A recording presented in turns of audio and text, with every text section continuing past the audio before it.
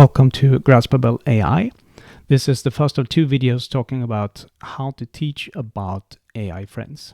In this video, we're focusing on primary school, so children rather than adolescents. And in this approach on how to teach about AI friends, I'm making three core assumptions. The first one is to use the children's experiences and their own thoughts as the starting point when discussing AI friends. Second one is to provide clear guidelines from the school for when to seek help and how to get help when it comes to potential harms from AI friends or worries when it comes to AI friends. And finally, increase awareness among parents because many people are not aware of AI friends as a phenomenon. So, and I think creating guidelines and lists for warning signs is something kind of easy to start with at a school, and that will get you pretty far on the way to helping students understand and managing AI friends. And I think you could have this for students and for staff. And when it comes to students, you could have warning signs, help them understand when to kind of feel worried when it comes to AI friends. And here are three suggested warning signs, like I prefer talking to my bot over a human friend.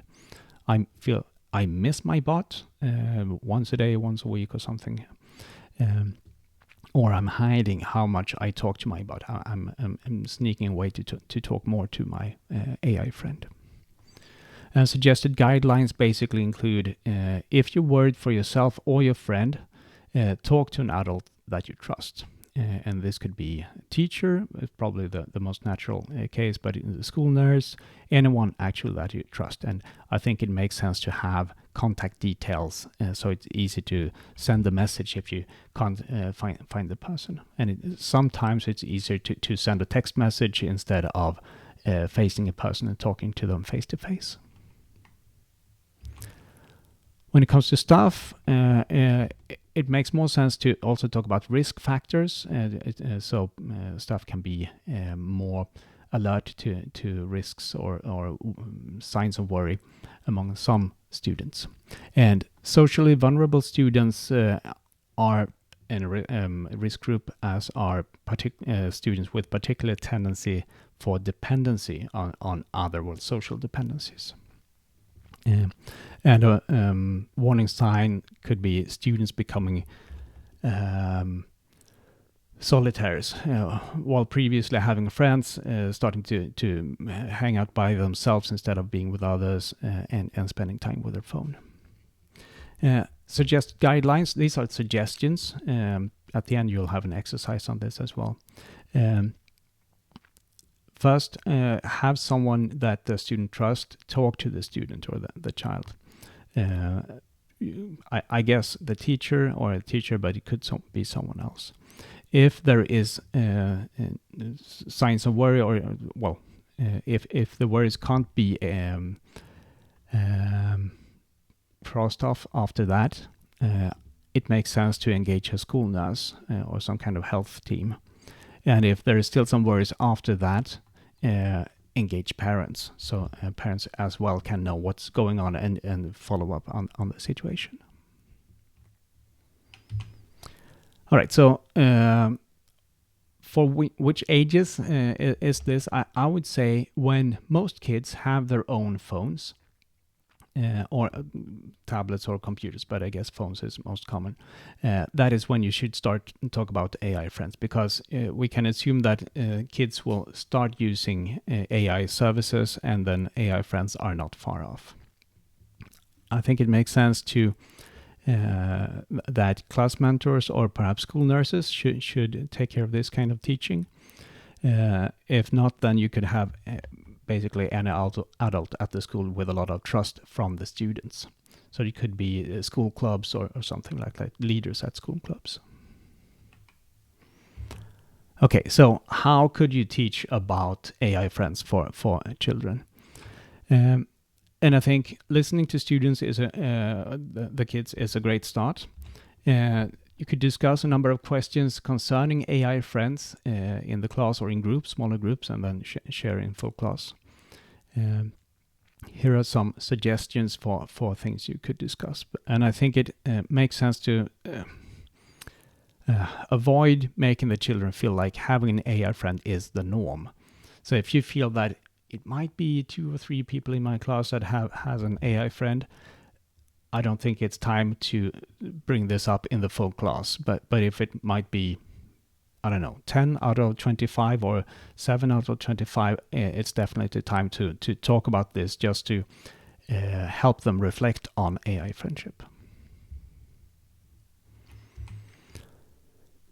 Then also talking about warning signs and what you should do if worried. This is basically making the school policies or the guidelines known to the children.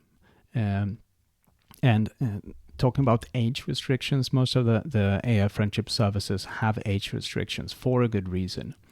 And talk about why they may be harmful, but also say that they don't have to be harmful.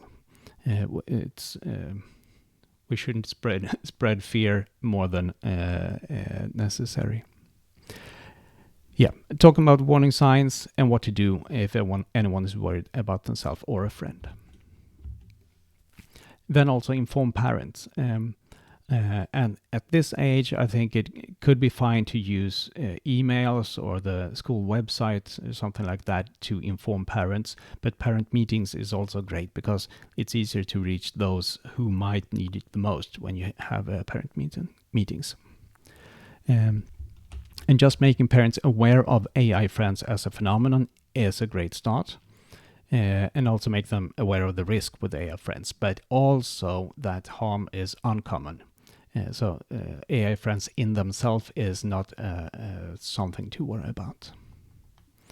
And I would say, if I were a principal at the school, I would definitely recommend all parents not to allow AI friends for their children up to, well, I would say 18 years old. But I'm not a principal, so you can do what you like at your school. You could, well, it makes sense to share the school's guidelines and what to do when someone is worried about harmful AI relations. So the parents know more about what the school is doing and how they're doing it.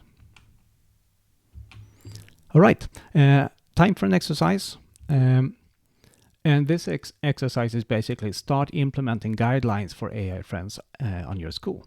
So look at the suggested guidelines at the start of this video and the list of warning signs. How could you improve these or complement these so that they fit for your particular school? And who should be a main contact when it comes to worries concerning AI friends?